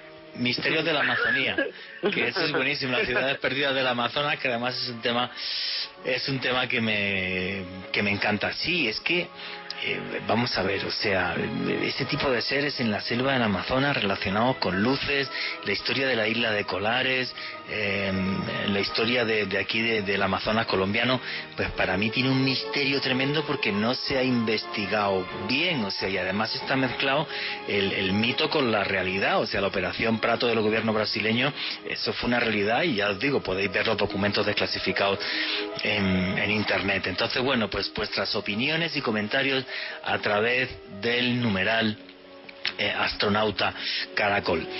Os dije que os íbamos a hablar de diferentes tribus y de diferentes hechos de estas posibles visitas en la antigüedad. Y yo quiero comentaros una historia que desde hace mucho tiempo me fascina, que me la contó también en su momento el conocidísimo escritor J.J. Benítez, en el tiempo en el que yo trabajé con él, y es la historia de los dogones en Mali. Bueno, yo creo que esto lo he hablado con Esteban Cruz y yo tomando café o una cerveza, lo hemos hablado 1000 veces, porque a mí es una cosa que es que me sigue impactando mucho y que no le sigo encontrando ni pie ni cabeza. Por cierto, esta historia también está en un capítulo de ovnis que hay en mi último libro, en Conspiración, cómo nos manipulan las élites del mundo. Y esto sucede a principios del siglo XX en la actual Mali. Al norte de Mali hay un lugar que se llama la Falla Dogón, justo donde comienza el África negra, el África de color. Entonces allí vive una tribu que son los dogones, los visita varias veces Marcel Griol y su esposa Germaine Deltelén. Él escribe incluso un libro sobre todo lo que él investiga allí, sobre todos los testimonios que recoge. Ese libro se llama El Dios del Agua. Marcel Griol es un señor que era catedrático de la Sorbona, pues no era cualquier antropólogo, o sea, llevaba una de las cátedras de antropología más importantes del mundo, y este señor allí se reúne con uno de los líderes religiosos del pueblo Dogón, un señor que era ciego, era invidente, y se llamaba Ogo Temenli. Bien, y como con Ogo Temenli le cuenta la siguiente historia que se repite una y otra vez en la historia del pueblo Dogón. En la tierra seca del Zorro, justo al nordeste de la falla de Bandigara. Hasta ahí llegó un arca que volaba.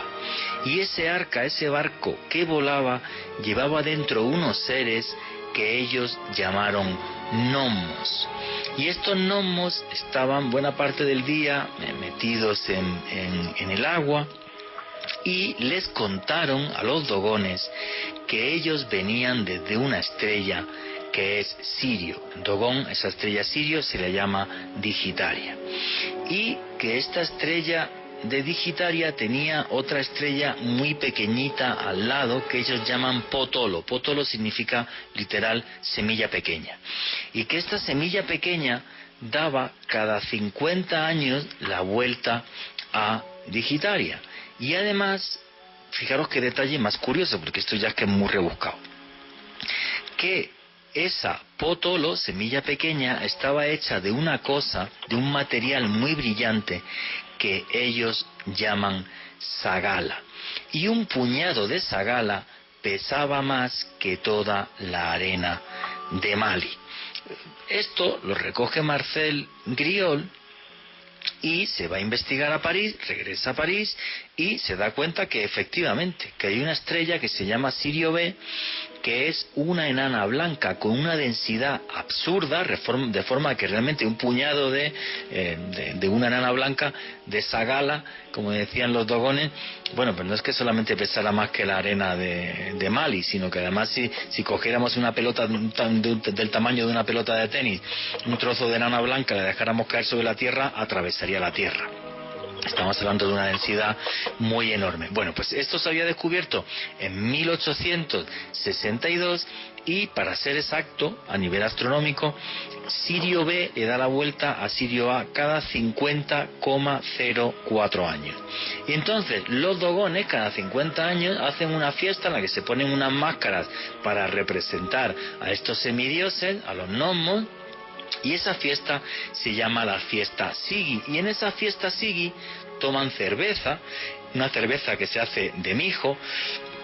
Y esa vasija en la que se hace la cerveza de mijo para toda la tribu luego se guarda en una cabaña. Entonces Marcel Griol pudo ir a esta cabaña, ver las vasijas, y había vasijas mínimo, que no significa que antes no hubiera, pero se pudrieran desde el siglo XII después de Cristo. Repito, esto no lo digo yo, lo dice el señor Marcel Griol, que fue antropólogo de la Universidad de la Sorbona de París, en su libro Dios del agua. Luego salió otro libro de esto mucho más tarde, que fue de Robert Temple, el famosísimo libro El misterio de Sirio. Muchos antropólogos e historiadores dicen que es un caso de contaminación cultural y que fueron allí los jesuitas, y entonces los jesuitas pues le contaron a este señor Otomendi que pues nada, pues que allí pues había estrellas y lo de Sirio A y Sirio B. Yo no me lo creo. Esto es una historia que me fascina. No he tenido la suerte de estar en Mali. Juanjo Benítez sí ha estado en Mali varias veces. Y yo no le encuentro ni pies ni cabeza. Es una cosa que me deja a cuadros y que no sé realmente qué responder. Vuestros comentarios a través del numeral Astronauta Caracol. Esteban Cruz, usted que es un señor bien documentado y bien historiado, ¿qué opina de esto? Yo es una cosa que me impacta muchísimo. Bueno, es algo que es todavía un enigma y todavía hay mucha gente que lo discute. Y lo discute porque hay gente que dice que eso es algo que no se puede ver sino desde el punto de vista mítico y no astronómico, y que si bien pueden decir que Sirio pudo haber sido Alfa Centauri, yo no creo eso, pero hay gente que lo dice y por eso se los cuento. El caso es que un grupo indígena te diga que hay un movimiento en una estrella que no es visible ni siquiera para algunos telescopios en esa época es increíblemente sorprendente, y que dentro de su cosmología y cosmogonía existen unos viajeros en barcos espaciales que se llaman los Nomo, que todavía ellos representan en bailes y en danzas, que tienen además una forma como de pez.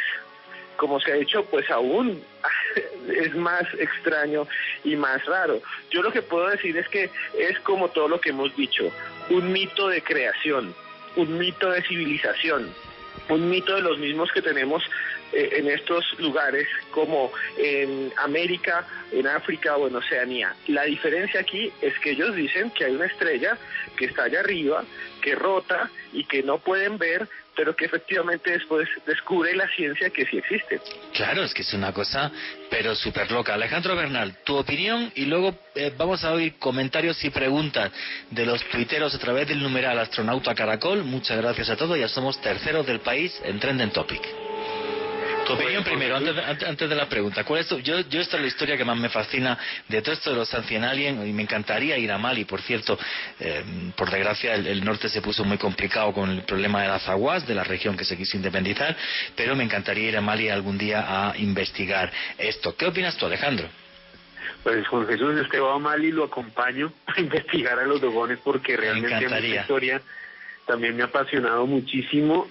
Yo la conocí hace algunos años a través del investigador y amigo suyo Juan Jesús Javier Sierra, uno de los periodistas de misterio más importantes del mundo, sin lugar a dudas, y desde que la leí quedé totalmente sorprendido sobre cómo esta cultura, esta civilización, en uno de los lugares más recónditos del mundo como lo es Mali, a ver, Mali no tiene una influencia tan marcada de Occidente como podríamos tenerlos nosotros, o pueblos desde nuestra posición geográfica, sino que realmente es un pueblo apartado, y que hayan logrado determinar en los movimientos de un objeto estelar que no había podido ser descubierto por la ciencia en ese momento, para mí, sin lugar a dudas, es uno de los misterios más impresionantes en la historia de los alienígenas ancestrales, como se conoce, pues todo este tipo de temáticas es, yo creo que el misterio por excelencia cuando hablamos de este tipo de tópicos.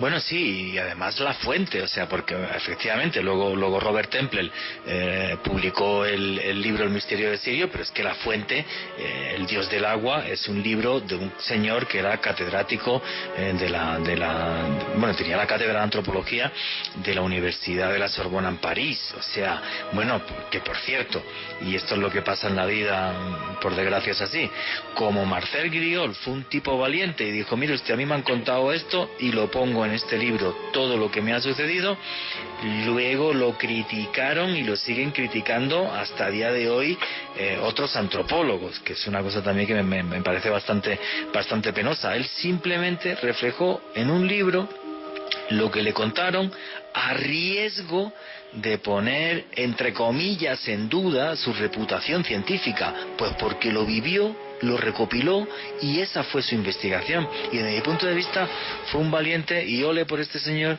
por Marcel Griol, por lo que hizo. Y lo digo así de claro. Bueno, ¿qué preguntas y qué comentarios hay a través del numeral Astronauta Caracol? Alejandro Bernal. Francisco Gutiérrez, además de Beb Cororoti, ¿existe otro dios civilizador en la Amazonía?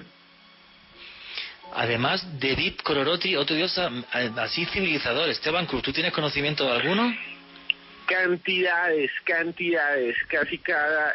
la Amazonía nuestra y la Amazonía de toda América, de todos los países de América, es una gran cantidad, un crisol de etnias, y cada etnia tiene su creencia, su religión ya muy permeada por Occidente, pero allá hay cantidades y cantidades de historias de dioses y espíritus de la naturaleza que guían, que cuidan, que son como especie de guardianes y también que son civilizadores. En fin, lo del programa de la Amazonía está claro para el mes que viene. ¿Qué más preguntas y comentarios hay? Felipe Canchila, ¿qué pasa con el Parque Arqueológico de San Agustín? ¿Hay algo relacionado con el tema de esta noche allí? Bueno, Eric von Daniken también lo puso en un libro. ¿Cómo se llama el libro que hizo sobre Colombia? Esteban Cruz, no me acuerdo ahora. El libro que hizo... también se me olvidó. Sí, hay un libro que hizo sobre la estrategia de los dioses. La estrategia de los dioses es el libro que hizo después de su viaje a Colombia, pero bueno, como repliquemos lo que dice ese libro de San Agustín, yo creo que me cierran el programa, no tengo claro. O sea, Von Daniken muchas veces pues se pone a meter en cosas que, bueno, desde el punto de vista pues también están un poco cogidas ahí de puntilla. Para mí San Agustín, por cierto, el próximo sábado tendremos a Jaime Gutiérrez aquí en el programa, que además estaba tuiteando, el arqueólogo, que vamos a hacer un programa sobre misterios de la arqueología en Colombia, y él, que ha trabajado en San Agustín, nos va a hablar de San Agustín. Para mí San Agustín, y lo tengo muy claro, es una de las necrópolis más importantes del mundo y con más misterio del mundo. Yo no metería el tema ufológico en San Agustín. Esteban Cruz, ¿tú lo meterías? Yo no lo metería. No, y San Agustín es un enigma porque no sabemos nada casi, o sea, sabemos muy poco de las personas que lo hicieron, solo todos los trabajos que se han hecho en arqueología, juiciosos, históricos, bien hechos en la historia de nuestro país, pero no podríamos mezclarlo con algo ufológico porque no hay nada como lo que hemos hablado. Aunque sí es verdad que hay un misterio, cuando el día que hagamos el programa de reptilianos, la estatua esta que conocemos muy poca gente, la estatua que hay en Moscopán, que eso es un reptiliano de los de la antigua Siria. Eso es una cosa que me tiene muy loco, y algún día, si Dios quiere, iré a Moscopán a investigarlo también. ¿Qué más preguntas y comentarios hay? Creo que me están diciendo que ya somos segundos del país en Trending Topic, además. ¿Qué preguntas hay? Lina Fernández. ¿Son los dogones el testimonio más claro de astronautas antiguos en el pasado? Para mí sí. No sé qué opina Esteban Cruz. Para mí sí. O sea, es que es una cosa que yo, por mucho que intento darle un sentido, la fuente es un antropólogo de la Sorbona de París que simplemente escribió lo que le contaron. Ya. ¿Qué más preguntas hay? Bueno, Esteban, dale. Bueno, si ustedes quieren coger fuentes históricas sobre ovnis en la antigüedad, vayan a la Biblia. La estrella de Belén es un ovni dentro de nuestro punto de vista. Entonces ya, con eso tienen uno, aunque los dogones son un caso increíble. Sí, para mí es una cosa que yo no le puedo poner un igual. ¿Qué más comentarios hay, Alejandro? Marina Ruiz. ¿Hay otra tribu africana que tenga un dios civilizador tan fuerte como los dogones? Para mí me impacta mucho el tema de los egipcios, que Egipto es África, el tema de los egipcios y no solamente el tema de los Sensuor, los hijos de Horus, sino cómo llegan los antiguos dioses de la Mentá. A mí eso es un tema que realmente me impacta y me fascina. Si nos vamos a las selvas africanas, allí yo no conozco o recuerdo ahora mismo un caso similar al de los dogones. ¿Tú conoces algún caso por allí, Esteban? Sí, hay un caso que me parece muy interesante, que es de los zulúes, de las leyendas zulus, que ellos dicen que hay una raza que llaman los chitauri. Los chitauri son una especie de seres otra vez reptilianos. Sí, señor. Y eso es en un Sudáfrica. movimiento grandísimo, tan grande, Juanje y todos nuestros oyentes, que hasta los guionistas de Marvel Comics hicieron una serie de cómic y después una película muy famosa que es Avengers, y en la número 1 de esa trilogía de Avengers, los malos son los chitauri que bajan del espacio, de un portal dimensional. Cuando les preguntaron a los guionistas de dónde sacaron la idea, dijeron de las leyendas zulúes. Sí, señor.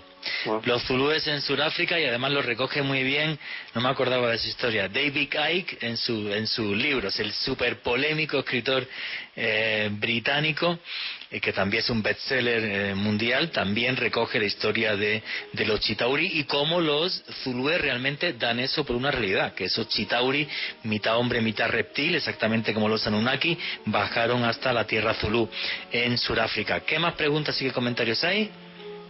Felipe Canchila, ¿cuál es la principal función de las pirámides entre los dioses y nosotros?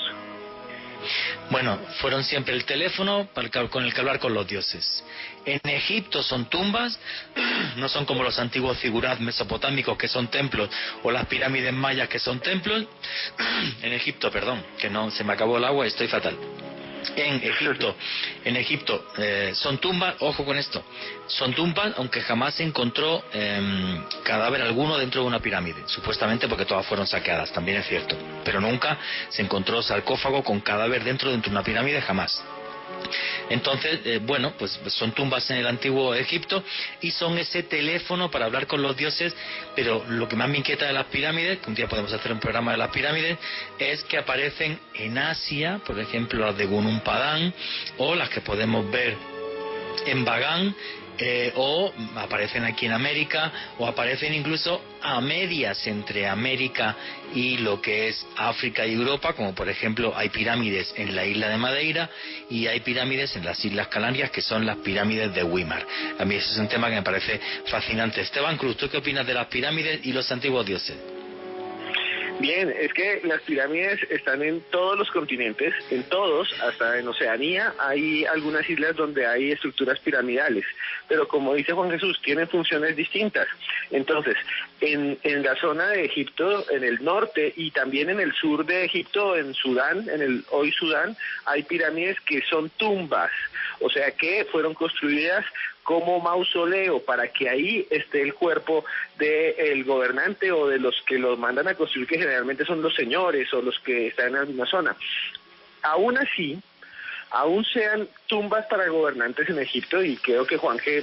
me diga si estoy en lo correcto de acuerdo a lo que él piensa, aún así sean tumbas en Egipto y sean templos en Mesoamérica, en Asia, también son como una especie de templos, porque los faraones eran prácticamente dioses, ¿o me equivoco? Sí, eran dioses. Sí. El faraón era un dios más. El faraón era un dios más. Y es más, yo no, te voy a dar algún dato que a lo mejor yo creo que con las cervezas que nos hemos tomado nunca te lo he comentado.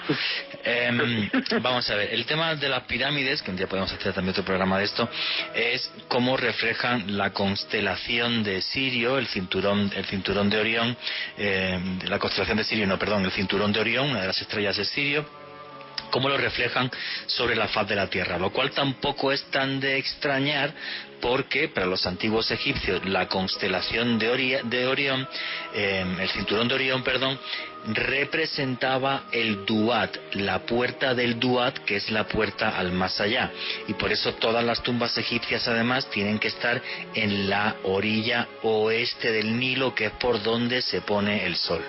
Ahora, aparte de ser tumbas, las tres grandes pirámides de la meseta de Giza representaban, desde mi punto de vista, no solamente el Duat, sino que además el interior de las pirámides, como es el interior de la pirámide de Keops, que tiene 3 niveles, que esas 3 niveles, esas 3 cámaras, se le llama la cámara del caos, la cámara de la reina y la cámara del rey, como le podían haber puesto la cámara de Pepe, la cámara de Antonio y la de Juan, porque nunca se encontró ningún rey ni ninguna reina, y abajo la cámara del caos representaba el inframundo, no lo sé. Para mí esas 3 cámaras sí están representando también una cosmogonía, o sea, el inframundo, el mundo en que vivimos y el mundo de los dioses. Y es curioso porque además las 3 cámaras no solamente son totalmente diferentes, sino que arriba, en la que está más cerca de la cúspide, está completamente recubierta de granito rosa, que hubo que traer de Asuán a 1100 kilómetros. O sea que traer las piedras, y además son piedras que pesan algunas más de 100 toneladas, no fue cualquier cosita. O sea, tanto esfuerzo, yo digo siempre, y no sé si Esteban Cruz está de acuerdo conmigo, tanto esfuerzo es porque el motivo era muy importante. Y el motivo yo pienso que era representar ese Duat, esa puerta al más allá, o sea que realmente tienen también una función ceremonial de ese teléfono con los dioses. Las pirámides de abajo, las de Sudán, las de Meroe, que lo he tenido planificado en aquella época que hacía documentales varias veces, pero al final nunca conseguí financiación para hacer un documental de la historia de Meroe, porque Meroe todavía... Las pirámides de Sudán, las que están en Jebel Barkal, son todavía más enigmáticas, porque los textos que hay no se han podido traducir. El idioma de esa zona, el meroítico, nunca se ha traducido, que es una mezcla como de jeroglíficos egipcios con símbolos que se parecen a un idioma del desierto que es el tifinagh. Bueno, eso es un tema largo. Pues en estas pirámides, en Jebel Barkal, el santuario de Jebel Barkal, se hacía una ceremonia que era muy loca, pero muy loca, porque eran los dioses a los que un sacerdote que entraba en trance le decían quién tenía que ser el faraón. y además también podían decir que mataran al que quisieran. O sea, es una cosa que no tiene nada que ver con lo que sucedía en el antiguo Egipto, completamente distinto, con un idioma que no se ha traducido y con unas pirámides además que cuando se descubrió la entrada a una era un laberinto por debajo de todas que las comunicaba a todas, como si fuese un entramado con algo que tuviera que ver con los dioses, porque dentro de ninguna pirámide de Meroe tampoco se encontró ningún muerto. O sea, es una cosa súper re loca, o sea, pero súper mega re loca. Me encanta hacer los guiones antes del programa porque luego no sigo el guión y al final acabamos hablando de cualquier cosa, pero bueno, por lo menos me pagan por hacer guiones y también hice el guión. Pero es que es verdad, esto es un tema que me impactó mucho y que yo quería haber hecho en un documental, que además lo tengo todavía en la cabeza, porque empezaba en un sitio que es el oasis de Sigua en Egipto, me atravesaba todo el desierto, que eso sí lo he hecho, menos Sigua sí me ha atravesado todo el desierto egipcio pegado a Libia, porque hay sitios muy interesantes ahí, un día hacemos también otro programa de esto, y pues esa ruta acaba en Meroe, que es la cosa más loca a nivel arqueológico de la zona. No sé si habías escuchado esto, Esteban, y qué te parece esta historia, tú que eres el historiador serio, no yo, que soy un poco loco. No, es así, o sea, falta mucho porque uno lea y busque, pero realmente esta zona es increíble y lo que hay en esa parte del mundo son pirámides a las que no va todavía el turismo, son pirámides a veces que están todavía por explorar y que tienen un montón de cosas. Estamos hablando de un lugar que también tuvo un conflicto hasta hace muy poco tiempo cercano armado. Entonces realmente lo que hay ahí es un lugar todavía oscuro, todo un misterio y por eso le dicen las pirámides negras en parte.